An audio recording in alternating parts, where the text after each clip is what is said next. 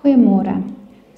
Ons het gehoor dat ons moet reg wees, reg praat, reg lewe en heilig wees. Maar saam met dit moet ons ook nederig wees.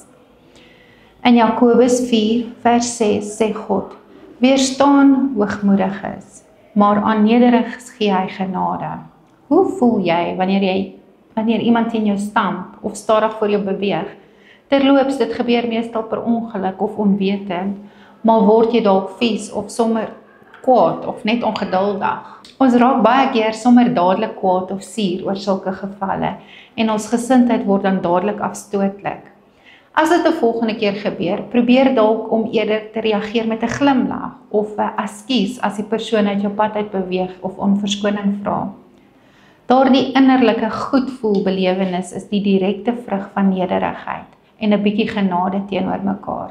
Dis ook een van die dieper aspekte van Jesus se liefde, nederigheid en wysheid toe hy die disippels se voete gewas het, waaroor hy in Johannes 13 vers 15 sê: Ek het vir julle 'n voorbeeld gestel en soos ek vir julle gedoen het, moet julle ook doen.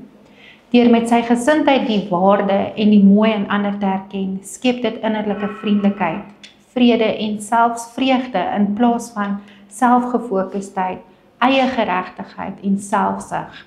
Jesus sluit af in Johannes 13 vers 17. Julle weet dit nou, gelukkig is julle as julle dit ook doen. Dit maak sin. As jy dit toepas, sal jy die effek daarvan beleef. En dit is 'n seëning. Kom ons sluit die oë.